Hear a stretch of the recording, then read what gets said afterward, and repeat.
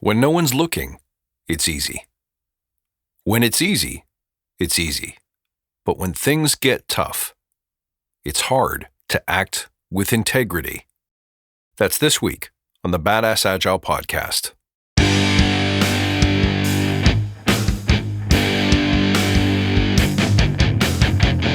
Greetings, team. Welcome to the Badass Agile podcast. I'm your host, Chris Williams.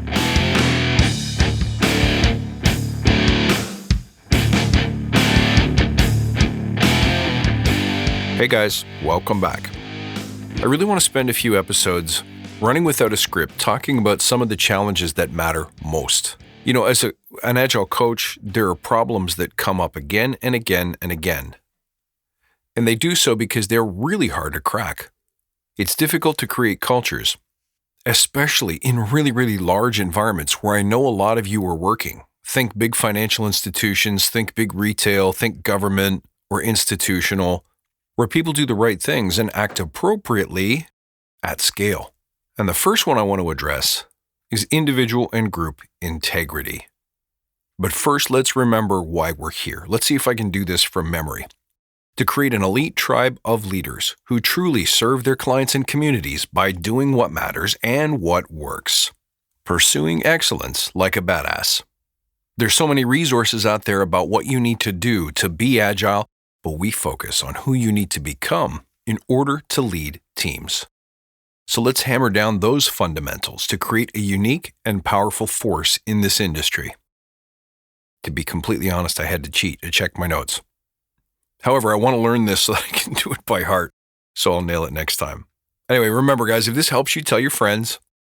Don't forget, if you have coaching questions, reach out to me directly at contact@badassagile.com. I love the questions and I really want to answer them on the air because I think it's the fundamentals in practice where I can really provide a ton of value to all you guys out there in the field. Okay, let's dig in on this question. One of the things I consistently notice when I'm working in large organizations is that people behave with integrity and they can cite the core values and they can claim to live the core values when things are easy. But when things get really hard, aka someone screwed up especially, and something is suddenly on the line, money, job, reputation, that's where integrity really gets tested. And what's always surprising, if not outright disappointing to me at times, is the automatic behaviors that we fall back to when something is actually on the line. So rather than acting with integrity, it's not uncommon to see people, for example, start blaming other people. They might start excuse making.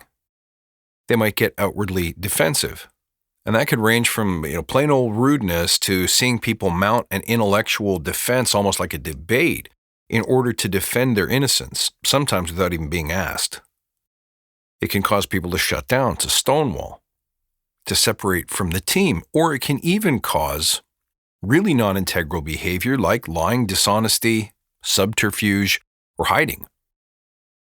All of these behaviors are a betrayal to the team. You can't have a high-performing team with those behaviors intact. You just can't. So as a leader, what do? We need a strategy because in the field, this practice matters. Agile, likewise, is really easy to say and do when things are really easy. But the moment things get hard, it's difficult to push back against behaviors and attitudes that are contrary to the Agile mindset. And it's worth mentioning, too, that the very same fears, mindsets, and behaviors that result from those fears, that one would describe as lack of integrity, that also shows up as resistance to Agile. I'm sure this has happened to you. You meet people who inexplicably have this knee-jerk, almost rash-like reaction to Agile concepts, and it's really hard to understand. In our minds, we say, why would anyone be so violently opposed to something so sensible? Something that's directed at creating greater market value, at delighting customers. It's really hard to understand. And to be truthful, this knee-jerk reaction has the same root of that lack of integrity in practice, which, as we all know, is fear. Now, unlike a fear of public speaking, this one is harder to train out of an individual or a team because it's really difficult and uncomfortable to draw attention to the behavior in the first place. It's really hard to look another human being in the eye and accuse them of acting without integrity. So the best and greatest hope is simple. It's your example. So first, you must act with integrity, and then you must train people on the mindset and habits that you use to act with integrity so that others can understand it, adopt it, and habitualize it. So the first thing you do to make sure you act with integrity is always encourage yourself and others to act with the end in mind.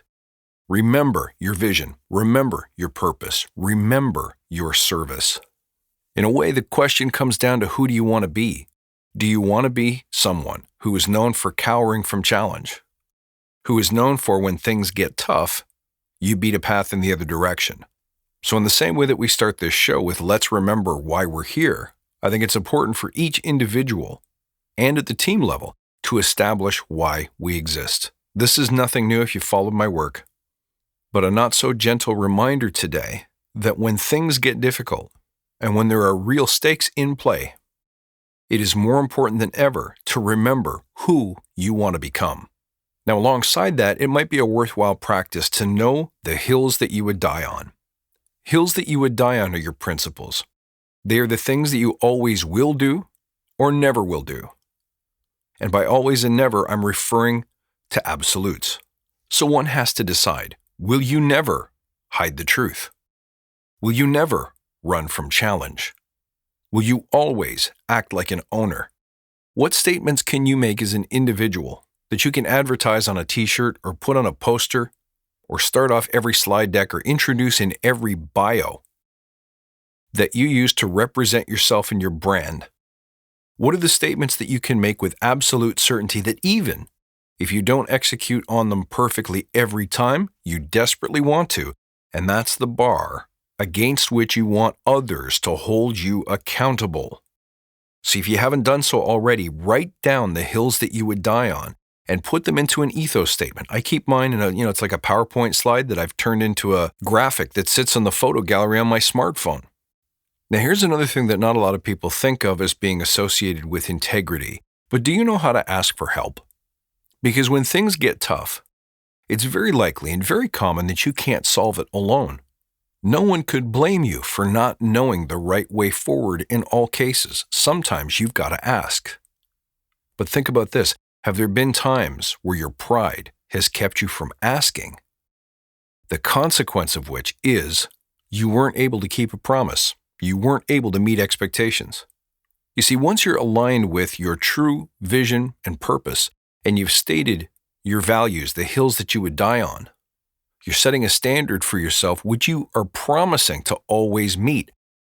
And when things are challenged and it doesn't look like you can meet them, the first thing you're inclined to do is ask someone to help you get there. And in so doing, asking for help becomes not a point of shame, but a point of pride. We're not focusing on the fact that you couldn't do it yourself.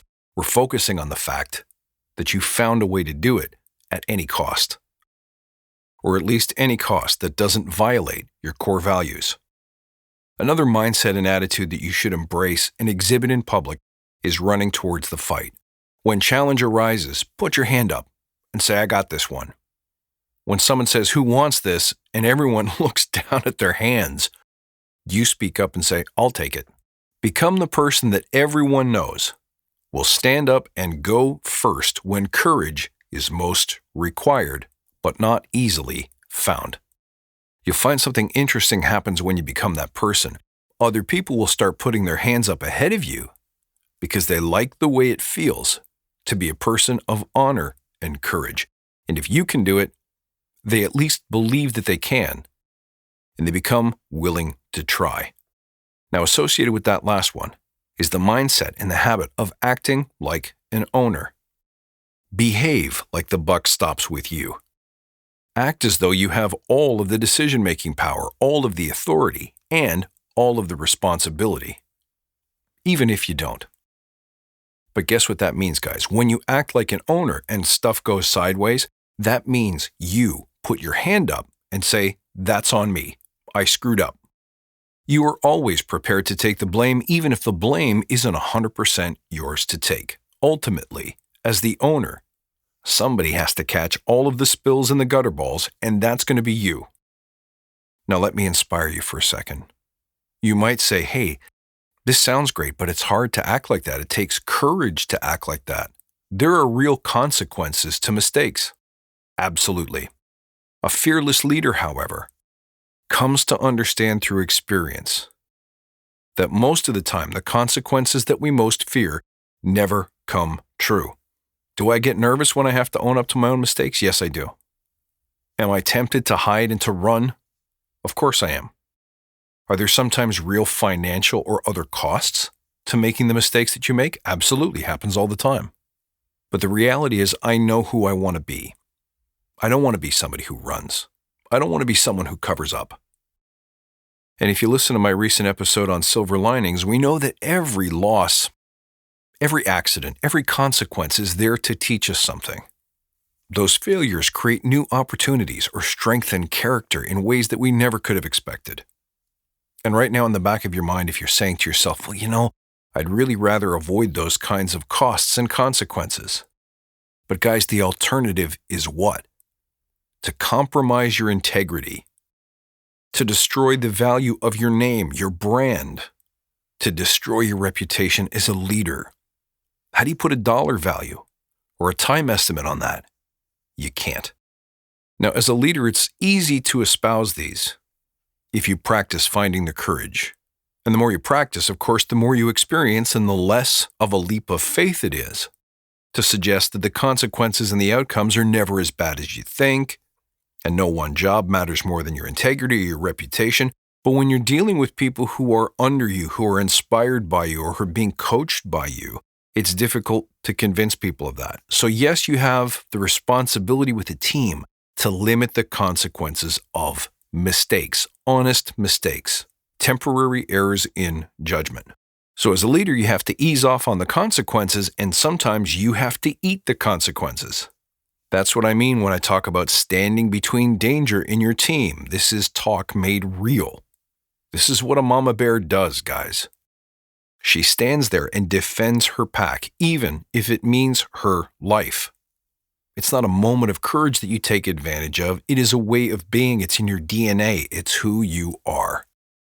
And the upside is if you do that, you can let others fall gently without experiencing the full weight of the consequences until they mature and blossom as leaders and are prepared to accept the consequences fully on their own. But of course, there is one caveat. A person who makes mistakes and acts without integrity frequently eventually threatens the tribe. And there is a point at which that person has got to go.